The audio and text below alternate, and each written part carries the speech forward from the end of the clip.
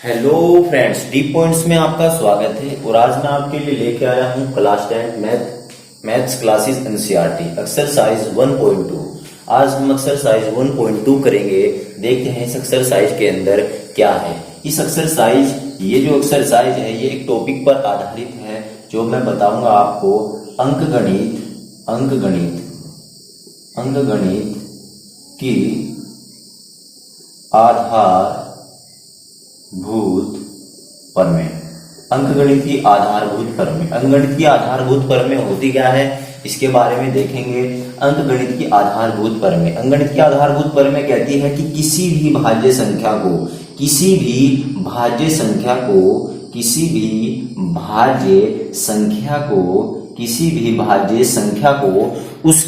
उसके अद्वितीय अभाज्य गुणनखंड के रूप में लिख सकते हैं। यानी किसी भी भाज्य संख्या को उसके अद्वितीय अभाज्य गुणनखंडों के रूप में लिख सकते हैं। यानी अभी देखते हैं किस प्रकार लिख सकते हैं। मान ले मेरे पास 20 कोई भाज्य संख्या है। मान ले मेरे पास 20 भाज्य संख्या है। अब मैं इसको कैसे लिख सकता हूँ। ये कहते हैं कि ये जो 20 संख्या है ये भाज्य संख्या है, इसको अभाज्य गुणनखंडों के रूप में मैं लिख सकता हूँ। यानी अभाज्य गुणनखंड के रूप में लिख सकता हूँ। यहाँ पर देखना हमें, ये होगा 2 दूनी 4, 4 पंजे 20, कितना आ गए 2 दूनी 4 और 4 पंजे 20। अब यहाँ पर देखेंगे ये 2 क्या है, यहाँ पर ये भी अभाज्य संख्या है, 2 क्या है यहाँ पर ये भी अभाज्य संख्या और 5 भी। अब यहाँ पर अद्वितीय का क्या रोल है। अद्वितीय मैंने अभी बताया कि किसी भी अभाज्य संख्या को उसके अद्वितीय अभाज्य गुणनखंडों के रूप में लिख सकते हैं। तो अद्वितीय का मतलब ये होता है, अगर मैं इसको ये लिखता हूँ 20 = 4 × 5, ठीक है। यहाँ पर क्या आ रहा है, ये 4 आ रहा है। क्या आ रहा है, ये 4 आ रहा है। लेकिन इसको भी मैं क्या लिख सकता हूँ, इसको भी मैं लिख सकता हूँ 2 × 2। तो ये हमेशा अद्वितीय रूप में होगा, यानी यूनिक रूप में होगा। अब देखो इसके कितने रूप है, 2 रूप है। यानी इस 4 को मैंने दो संख्याओं में लिख दिया, यानी इस 4 को मैंने 2 × 2 लिख दिया। लेकिन अगर हमें, यानी इसका जो अंकगणित की आधारभूत प्रमेय है ये कहते हैं कि अद्वितीय अभाज्य गुणनखंडों के रूप में लिख सकते हैं। यानी ये यहाँ पर अद्वितीय नहीं है तो इसको हमने 2 रूप में लिख दिया। तो इसलिए यानी इसको हमें ये लिखना होगा, तब जाकर हमारी अंकगणित की आधारभूत प्रमेय सिद्ध होगी, ठीक है।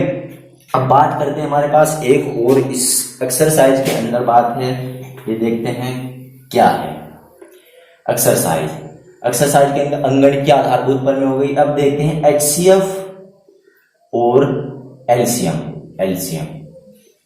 HCF क्या होता है और एलसीएम क्या होता है देखना। किन्हीं भी दो संख्या होगा, यानी HCF का मतलब पहले देख लेते हैं, हाईएस्ट कॉमन फैक्टर। क्या होता है ये हाईएस्ट कॉमन फैक्टर? ये होता है हमारे पास लोएस्ट कॉमन मल्टीपल, ठीक है। ये होता है हमारे पास हाईएस्ट कॉमन मल्टीपल और ये होता है लोएस्ट कॉमन मल्टीपल और ये होता है हाईएस्ट कॉमन फैक्टर। अब बात करते हैं HCF वास्तव में होता क्या है, यानी इसका मतलब होता है हमारे पास हाईएस्ट कॉमन फैक्टर। वह बड़ा सा बड़ा नंबर, मान ले मैं इसको ले लेता हूं 2 और 4 को लेता हूं, ठीक है। ये कह रहा है कि इन 2 और 4 का HCF बताइए। वह बड़ा सा बड़ा नंबर जो इन दोनों को क्या करते हैं, विभाजित करते। बड़ा सा बड़ा नंबर 2 है हमारे पास। देखो 2 से अगर मैं इसको काटूंगा क्या हो जाएगा, 2 से 2 ही कम 2 हो जाएगा। 2 तो इसके भी काटूंगा, ये हो जाएगा हमारे पास 2 दूनी 4। यानी 2 एक ऐसा नंबर है जो इन दोनों को क्या कर रहा है, पूर्णतः डिवाइड कर रहा है। तो जो 2 होगा हमारे पास इन दोनों संख्याओं का HCF होगा। अब बात करते हैं lowest common factor, lowest common multiple की, ठीक है। अब बात करते हैं, यहां पर करता हूं, मान ले एक लेता हूं 10, एक लेता हूं मैं 20, एक लेता हूं 10, एक लेता हूं 20, ठीक है। अब ये कहता है कि वह छोटी से छोटी संख्या जो इन दोनों संख्या से पूर्णतः कट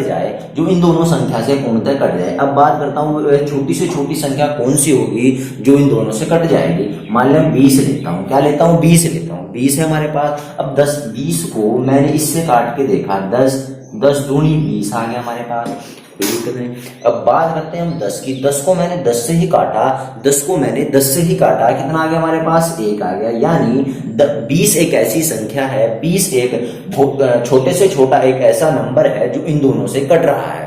यानी बड़े से बड़ा तो बहुत सारा हो सकता है, लेकिन छोटे से छोटा यहाँ पर बोला है लोएस्ट कॉमन मल्टीपल। ठीक है, अब बात करते हैं आगे की।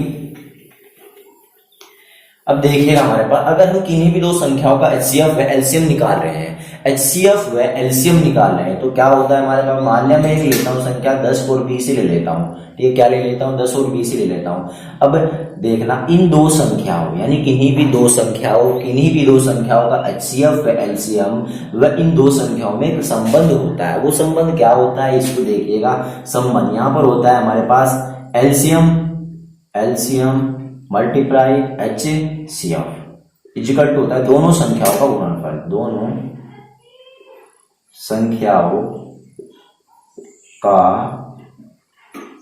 गुणनफल, दोनों संख्याओं का गुणनफल होता है हमारे पास, यानी एचसीएफ दोनों संख्याओं का एचसीएफ या LCM multiply LCM equal to दोनों संख्याओं का गुणनफल होता है। अब बात करते हैं इसको हम सिद्ध करके देखते हैं कि क्या ये सत्य भी है या नहीं भी है। यहाँ पर देखते हैं 10 व 20 का एचसीएफ क्या होगा, हाईएस्ट कॉमन फैक्टर, यानी वह बड़ा सा बड़ा नंबर क्या होगा जो इन दोनों को काट देगा, अब देखिए यहाँ पर 10 देखते हैं, क्या देखते हैं 10 को देखते हैं, 10 इसको भी काट देगा और हमारे पास 10 इसको भी काट देगा, आराम से काट रहा है। अब इसको निकालने के तरीके बताऊंगा मैं आपको। यहाँ पर इस 10 को क्या लिख सकता हूँ मैं, 2 × 5, ठीक है। इसको क्या लिख सकता हूँ मैं, 20 को लिख सकता हूँ 2 दूनी 4, 4 पंजे 20 लिख सकता हूँ कि नहीं लिख सकता हूँ। अब देखिए इसमें क्या कॉमन आ रहा है 11, 2 इसमें क्या कॉमन आ रहा है 5 आ रहा है, तो यहाँ पर 5 दूनी 10, 10 क्या होगा इसका एचसीएफ हो गया हमारे पास, क्या होगा ये एचसीएफ, ठीक है। बड़े से बड़ा नंबर वह बड़े से बड़ा नंबर जो इन दोनों को काट दे। अब बात करते हैं एचसीएफ की, मैंने अभी बताया था एलसीएम की, एलसीएम यानी 10 व 20, इसका जो एलसीएम होगा, जो इसका एलसीएम होगा वो कितना होगा 20 होगा, कितना होगा 20 होगा। अब इसमें हम ये जो हमने संबंध निकाला था, यानी जो संबंध हमने लिखा है यहाँ पर, इसमें मैं ये वैल्यू पुट करता हूँ, देखते हैं कि क्या ये सत्य है या नहीं है। यहाँ पे लिखता हूँ 10 × 20 इक्वल टू, अब यहाँ पर कितना आ जाएगा, दोनों संख्याओं गुणनफल 10 × 20 इक्वल टू, ये देखें 20.200 होता है इक्वल टू, ये भी हमारे पास कितना आ जाएगा 200 इक्वल टू 200 आ रहा है। इसका मतलब ये जो संबंध है हमारे पास सत्य है, ठीक है। अब हम आगे चलते हैं अपनी एक्सरसाइज पर, यानी इस एक्सरसाइज के अंदर जितने भी क्वेश्चंस आएंगे वो सब इससे रिलेटेड आएंगे। एक और चीज रह गई हमारे पास, गुणनखंड वर्क्स, क्या होगा हमारे पास अभाज्य गुणनखंड वर्क्स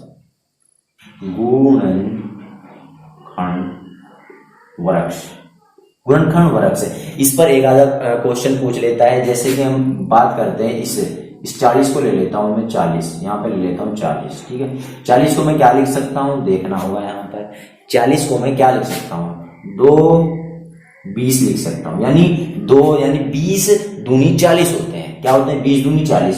इसको मैं क्या लिख सकता हूँ, इसको मैं लिख सकता हूँ कितना लिख सकता हूँ 2 10, यानी 10 दूनी 20 लिख सकता हूँ मैं, ठीक है। अब इसको मैं क्या लिख सकता हूँ, इसको मैं लिख सकता हूँ यहाँ पर 2, यानी यहाँ पर कैसे क्वेश्चन आते हैं, इसको यहाँ पर रिक्त स्थान दे देगा, यानी क्वेश्चन मार्क दे देगा और इधर लिख देगा 5, क्या लिख देगा 5। अब बताइए, ये कहता है कि इस क्वेश्चन मार्क की वैल्यू बताइए, यानी वैल्यू क्या आएगी हमारे पास, गुणनखंड वर्क्स, इसको गुणनखंड वर्क्स बोलते हैं, ठीक है। इनको हम ऐसे भी लिख सकते हैं, ठीक है, इनको हम ऐसे भी लिख सकते हैं, ये आया हमारे पास। यानी इस 40 को ऊपर से करते करते ये जो हमारे पास क्या है अभाज्य गुणनखंड आए, क्या है अभाज्य गुणनखंड आए, यानी इसके ऊपर ही एक आध क्वेश्चन बन जाता है, तो कहता है कि इसकी वैल्यू बताइए। तो यहाँ पर हम क्या करते हैं, जो नीचे वाली संख्या होगी इनकी मल्टीप्लाई कर ऊपरले वाली संख्या आनी चाहिए। तो इस 5 में हम कौन सी संख्या से मल्टीप्लाई करें, इस 5 में हम कौन सी संख्या से मल्टीप्लाई करें कि ऊपर कितना आ जाए 10 आ जाए, तो किससे करनी पड़ेगी 2 पंजे 10, तो यहाँ पर कितना आ जाएगा 10 आ जाएगा। इसका मतलब हमारे पास 2 आएगा यहाँ पर, ठीक है। ये क्या था, गुणनखंड वर्क्स था, ठीक है। अब हम क्वेश्चन की तरफ चलते हैं। एक्सरसाइज 1.2, एक्सरसाइज 1.2 का पहला सवाल कहता है कि निम्नलिखित संख्याओं को अभाज्य गुणनखंड के गुणनफल के रूप में व्यक्त कीजिए, गुणनफल के रूप में व्यक्त कीजिए। तो पहला क्वेश्चन है हमारे पास 140, कितना है हमारे पास 140। तो आपने एक विधि का तो नाम सुना ही होगा, अभाज्य गुणनखंड विधि। क्या होती है हमारे पास अभाज्य गुणनखंड विधि, ये बोलते हैं अभाज्य गुणनखंड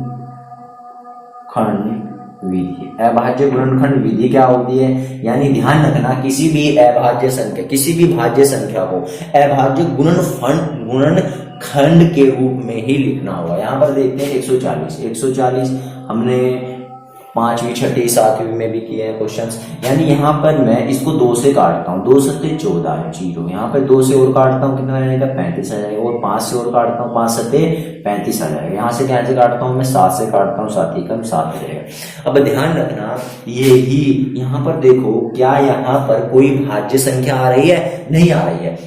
तो इसका मतलब ये है कि 140 equal to 2 multiply 2 multiply 5 multiply 7, यही इसके क्या है? अभाज्य गुणनखंड है। क्या है? इसके अभाज्य गुणनफल के रूप में लिखना था हमें, यानी अभाज्य गुणनखंड। ये इसके क्या है? अभाज्य गुणनखंड है। और क्वेश्चन में क्या कह रहा था? ये कह रहा था कि ये दी गई संख्याओं को अभाज्य गुणनखंड विधि द्वारा गुणनफलों के रूप में लिखना है। ठीक है, तो ये हमारे पास पहला क्वेश्चन हो गया है। ठीक है, अब दूसरा क्वेश्चन चलते हैं। ठीक है, दूसरा क्वेश्चन भी इसी प्रकार होगा, तीसरा क्वेश्चन भी इसी प्रकार होगा। अब हम करते हैं चौथा क्वेश्चन करते हैं, देखते हैं चौथे क्वेश्चन में क्या कहता है। चौथा क्वेश्चन भी सेम ऐसे ही होगा। ये कहता है कि 5005 को क्या लिखना है? अभाज्य गुणनखंड विधि द्वारा अभाज्य गुणनखंडों के गुणनफल के रूप में लिखना है। ठीक है, तो यहाँ पर बड़ा सिंपल है, ये आ जाएगा हमारे पास। ये इसको मैं किससे डिवाइड कर दूंगा? इसे 5 से मैं काट दूंगा। यहाँ पर है 5 एकम 5, 0 0 5 एकम 5 आ जाएगा। ठीक है, अब मुझे इससे कैसे काटना होगा? अब मुझे इसको कैसे काटना होगा ये देखना होगा। अब मैं यहाँ पर देखो कैसे काटता हूँ, कैसे कटता है? ये 2 से भी नहीं कट रहा, 3 से भी नहीं कट रहा, 4 से भी नहीं कट रहा, 5 से भी नहीं कट रहा, ये 6 से भी नहीं कट रहा। यानी अब हम 7 से देखते हैं, 7 एकम 7 कितना आएगा? यहाँ पर 7 एकम 7 आएगा। कितना आएगा? 7 एकम 7, 3 इधर चला जाएगा हमारे पास, 7 चौक 28 आएगा, 7 चौक 28, 2 इधर चलेगा, 7 तिया 21 आएगा हमारे पास। कितना आएगा? 7 तिया 21 आएगा हमारे पास। ठीक है, अब हम बात करते हैं यहाँ पर, ये हमारे पास कितना बचा? 143 बचा, 143 बचा। अब यहाँ पर हम देखते हैं 2 से निकलता, 3 से निकलता, 4 से निकलता, 5 से निकलता, 6 से निकलता, 7 से भी निकलता, 8 से भी निकलता, 9 से भी नहीं, 10 से भी नहीं, 11 से कट रहा है। क्या कट रहा है? 11 से कट रहा है। तो 11 से देखते हैं, 11 एकम 11, 3 इधर जाएंगे, 11 तिया 33 और 13 आराम से आ जाएगा, 13 एकम 13, क्योंकि 13 क्या है? एक अभाज्य संख्या। ध्यान रखना, अगर इधर कोई आपको अभाज्य संख्या मिलती है, अगर इधर आपको कोई अभाज्य संख्या मिलती है तो ध्यान रखना वो हमारे पास, यानी अब वो कटने वाली नहीं है। ठीक है, अब यहाँ पर लिख देंगे 5005 इजिकल टू 5 मल्टीप्लाई 7 और ये आ जाएगा 11 मल्टीप्लाई 13। ठीक है, ये हमारे पास क्या है? इसके अभाज्य गुणनखंड। क्या है? अभाज्य गुणनखंड इसके। अब हमारे पास दूसरा क्वेश्चन देखते हैं क्या कहता है। ये कहता है, पांचवा क्वेश्चन भी इसी प्रकार होगा। दूसरा क्वेश्चन कहता है कि पूर्णांकों के निम्नलिखित युग्मों के एचसीएफ एलसीएम ज्ञात कीजिए तथा इसकी सत्यता की जांच कीजिए कि दोनों संख्याओं का गुणनफल एचसीएफ मल्टीप्लाई एलसीएम है। ठीक है, देखते हैं हम यहाँ पर, ये हमारे पास दूसरा क्वेश्चन का पहला क्वेश्चन लेते हैं हम। ठीक है, पहला क्वेश्चन कहता है कि 26 व 91, ये कहता है 26 और 91। ठीक है, 26 व 91 हमें सिद्ध क्या करना है? हमें सिद्ध करना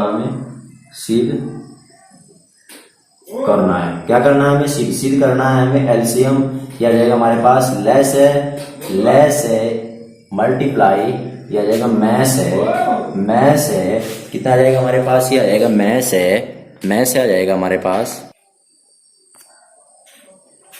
यह आ जाएगा हमारे पास लेस है मैस है इजिकल टू दोनों संख्याओं का गुणनफल, दोनों संख्याओं का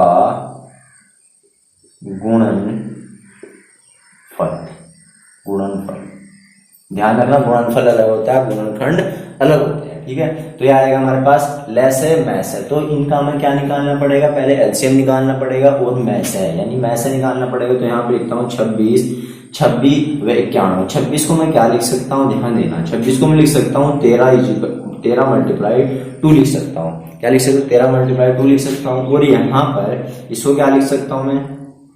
91 को मैं क्या लिख सकता हूँ? जाहिर सी बात, 13 सत्ते कितने होते हैं? 7 13 सत्ते कितने होते हैं? 13 सत्ते 7 या 21, 7 एकम 7 7 और 2 9 होते हैं। तो यानी हमारे पास आ जाएगा यहाँ पर 13 मल्टीप्लाई 7। ठीक है, तो इसका जो एचसीएफ आएगा यहाँ पर लिख देंगे एचसीएफ किसका? 26 91 का कितना है हमारे पास, ये है हमारे पास 13। कितना है, 13 आया। अब बात करते हैं एलसीएम की। एलसीएम कितना आएगा, एलसीएम मैंने बता रखा है क्या होता है। एलसीएम क्या होता है, लोएस्ट कॉमन मल्टीपल होता है। तो यानी ये चीजें भी हमें लेनी पड़ेगी। एक बार 13 ले लेंगे और 2 भी ले लेंगे और हमारे पास 7 भी ले लेंगे, ठीक है। तो 13 दूनी 26 होते हैं और 7 छंग 42 होते हैं। तो आ जाएगा हमारे पास ये 26 व 91 का, ठीक है। तो कितना आएगा हमारे पास, 7 छंग 42 और 4 बचेंगे हमारे पास, 7 दूनी 14, 14 और 4 ये कितने हो जाएंगे हमारे पास, 182, ठीक है। कितना आ गया हमारे पास, 182। यानी 182 हमारे पास क्या आ गया, इसका क्या आ गया, इसका हमारे पास उत्तर आ गया, ठीक है। ये आ गया। अब हमें करना क्या है, ये एलसीएम है, ये मैसे है और यहाँ पर दोनों संख्याओं को गुणा। अब हमें ये वैल्यू इसमें रखनी है। एलसीएम कितना है हमारे पास, एलसीएम आया हमारे पास 182 मल्टीप्लाई आया 13 इजिकल टू ये कितना आएगा हमारे पास, ये आएगा हमारे पास 91 और ये आएगा हमारे पास 21। कितना आएगा, ये आएगा हमारे पास 21, ये आएगा हमारे पास 2366। कितना आएगा ये हमारे पास 2366 आएगा इजिकल टू ये भी कितना आएगा 2366 आएगा। कितना आएगा 2366। तो दोनों और बराबर आ रहा है तो सारे के सारे क्वेश्चंस इसी प्रकार से होंगे, ठीक है। अब ये कह रहा है अभाज्य गुणनखंड विधि द्वारा निम्नलिखित पूर्णांकों के एचसीएफ व एलसीएम ज्ञात कीजिए। तो सेम टू सेम क्वेश्चन है अभी जैसे कि मैंने कराया है ये वाला, ठीक है। तो हम क्वेश्चन नंबर 5 देखते हैं। क्वेश्चन नंबर 5 देखते हैं। क्वेश्चन नंबर 5 क्या कहता है ये देखते हैं।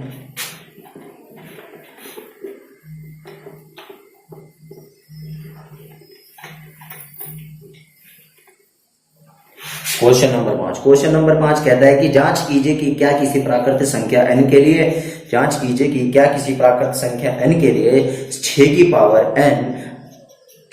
पावर n अंक 0 पर समाप्त हो सकती है, नहीं हो सकती। देखते हैं क्या होता है हमारे पास, कैसा क्वेश्चन है, ठीक है। तो यहाँ पर क्वेश्चन नंबर 5 है, क्वेश्चन नंबर 5, ठीक है। ये कहता है कि 6 की पावर n है हमारे पास, क्या है 6 की पावर n।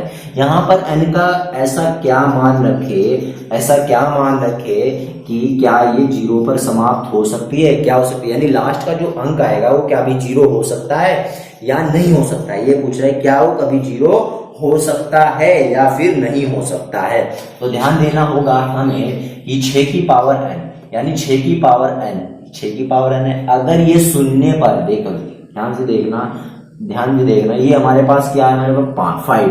अब अगर मैं 5 की मल्टीप्लाई 2 में करता हूँ, ध्यान रखना, ज्यादातर 5 की मल्टीप्लाई 2 में करता हूँ तो तभी जाकर हमारे पास क्या बचती है, 0 बचती है। क्या बचती है, यानी 0 आती है। लास्ट में कितना आ रहा है हमारे पास, 0 आ रहा है, ठीक है। कितना आ रहा है, 0। तो इसका मतलब क्या है कि 0 तब आया जब हमारे पास इसका अभाज्य गुणनखंड क्या हुआ, 5 हुआ।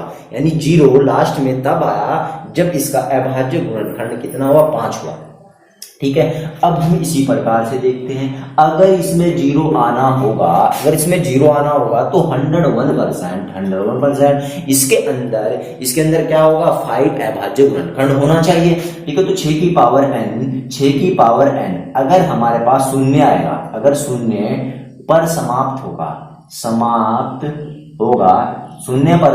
होगा तो इसका अभाज्य गुणनखंड 5 होना चाहिए, जो कि असंभव है। क्या है बस, जो कि असंभव है, क्यों असंभव, क्योंकि कितना है हमारे पास, 6 की पावर है। कितना है हमारे पास, 6 की पावर n। इस 6 की पावर n को मैं क्या लिख सकता हूँ, इसको मैं लिख सकता हूँ, ये लिख सकता हूँ 2 × 3, ये आ जाएगा हमारे पास n, ठीक है। इससे क्या पता लग रहा कि 2 व 3 के अलावा इसमें कोई और अभाज्य गुणनखंड नहीं है, क्योंकि ये है, क्योंकि 6 की पावर n इक्वल टू ये है, जिससे पता चलता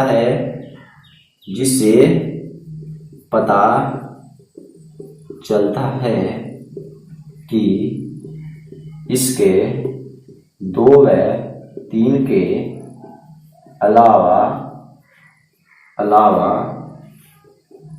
और कोई अभाज्य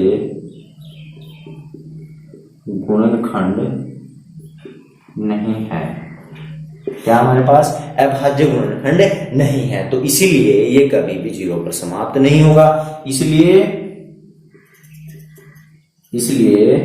6 की पावर n जहां प्राकृत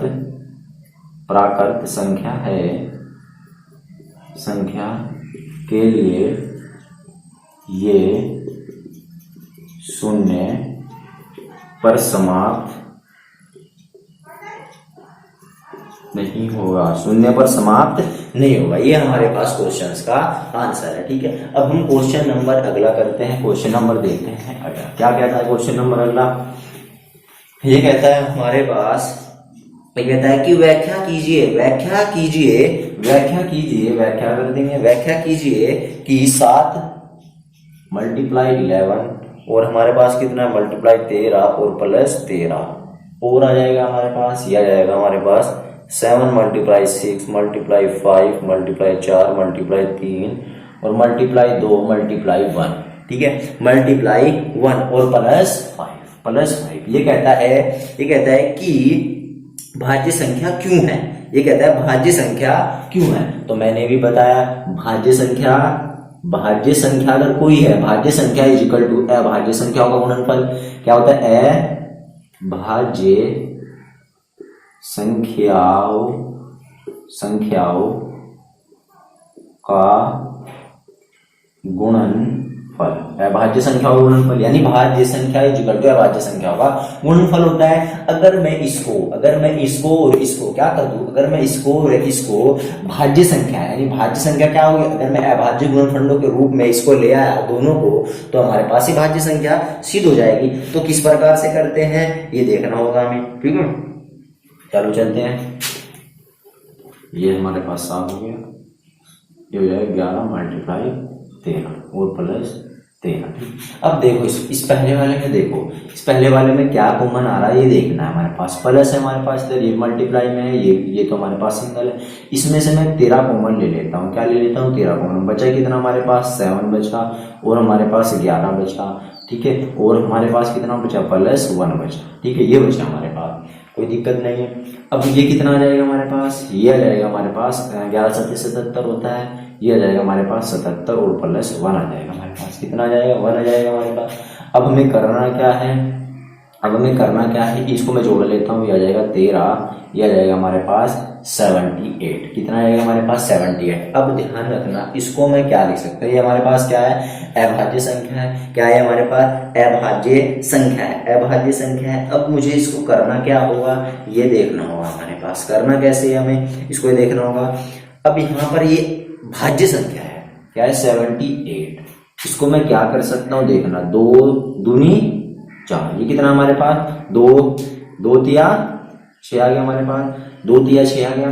2 तिया 6 आने के बाद ये कितना आ जाएगा हमारे पास? 2 9 18 आ जाएगा और 13 आ जाएगा। 13 तिया 39 और 3 आ जाएगा हमारे पास। इसको मैं और भी लिख सकता हूँ, इसको हम या करके भी लिख सकते हैं। 13 अभी लिखवाया मैंने, पहले कैसे काटा था?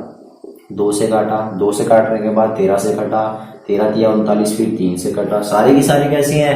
अभाज्य संख्या है। तो अभाज्य संख्या इक्वल टू भाज्य संख्या। इससे पता चलता है कि ये कैसी है हमारे पास भाज्य संख्या को, इसको भी इसी प्रकार करना है। यानी इससे क्या ले लेना है कॉमन, इससे क्या कॉमन आ रहा? 5 कॉमन आ रहा है और बाकी सब सेम ये जो का तो है। ठीक है, अब बात करते हैं हमारे पास लास्ट क्वेश्चन की। ये लास्ट क्वेश्चन कहता है कि 7वां क्वेश्चन है हमारे पास। 7वां क्वेश्चन कहता है इसमें करना क्या है, इसमें जो 18 मिनट दिया है और 12 मिनट दिया है, इसमें जो 18 मिनट दिया है और 12 मिनट दिया है, इसमें हमें इनका एलसीएम निकालना होगा। क्या निकालना होगा? एलसीएम निकालना होगा। एलसीएम निकालने के बाद कितना आ जाएगा हमारे पास? 36 मिनट आ जाएगा।